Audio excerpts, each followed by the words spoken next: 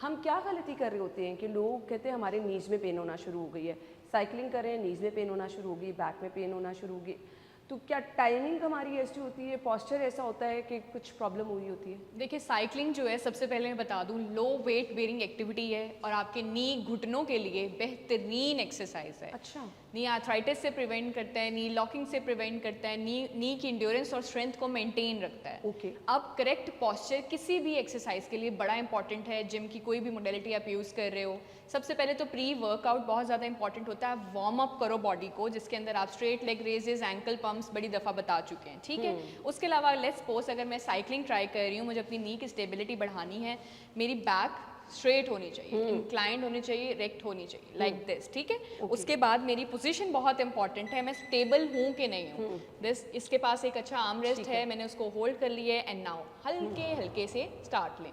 मैंने सिर्फ एक ऐसी एक्टिविटी करनी है जिससे मेरी कार्डियोवेस्कुलर इंड्योरेंस बढ़े, मेरी पैल्पिटेशंस तेज हो और मेरी स्वेटिंग हो।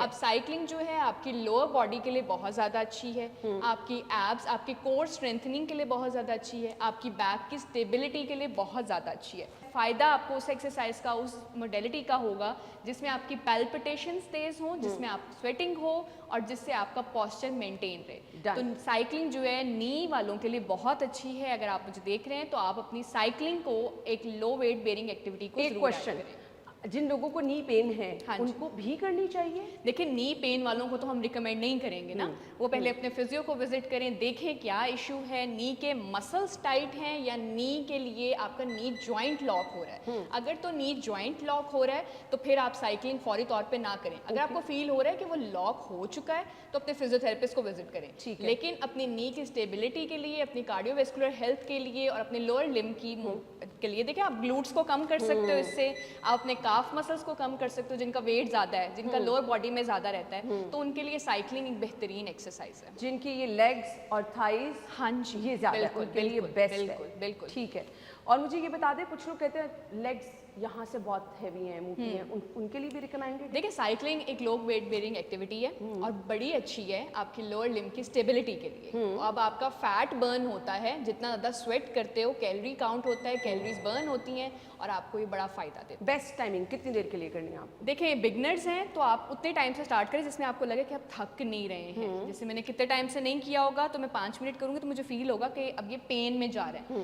पेन में ना जाए उसके लिए बड़ा इंपॉर्टेंट है कि आप प्री वर्कआउट कर लिया करें, वार्म अप लाजमी कर लें, जिसके अंदर मैंने आपको बताया straight leg raises, ankle pumps आ जाते हैं, और उसके बाद आप साइकिलिंग को ऐड करें। लेकिन टाइमिंग्स आपकी बिगनर के लिए 5 to 6 मिनट्स हों, फिर आप ऐड ऑन करते जाएं।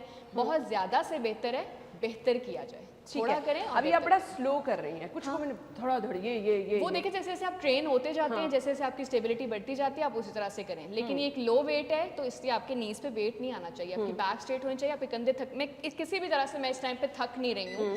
थकावट मुझे तभी होगी जब मेरे मसल्स कहेंगे कि नाउ इट्स डन, तो अब आप रेस्ट पे चले जाओ। थकाना नहीं है, सिर्फ एक एक्टिविटी। इन केस मतलब प्रॉपर मैं देख रही हूँ ना, आपका ये घुटना जो है प्रॉपर मूव हो रहा है, यूं तो अगर आपको आवाज आ रही है घुटने में से या आपको ऐसे फील हो रहा है कि पेन हो रही है, स्टॉप हो जाना चाहिए।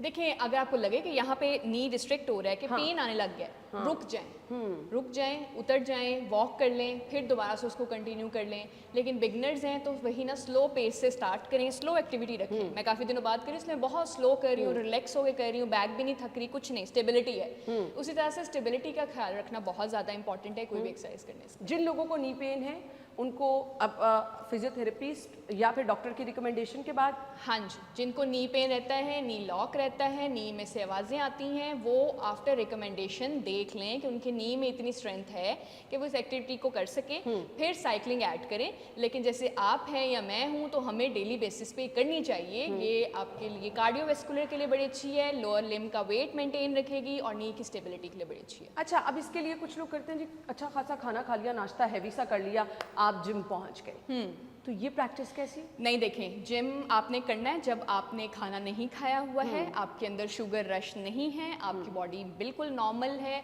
कोई ब्लड स्ट्रीम एक्टिव नहीं हुई हुई है, उस टाइम आप जाके जिम करें तो वो ज़्यादा फ़ायदा देगा। खाना शाना खाया हुआ जाके रश करने लगे हैं, बॉडी तो पहले ही एक्टिव है, वो ब्लड स्ट्रीम तो पहले ही आपका एक्टिव हुआ हुआ है, वो आपको फ़ायदा नहीं देगा।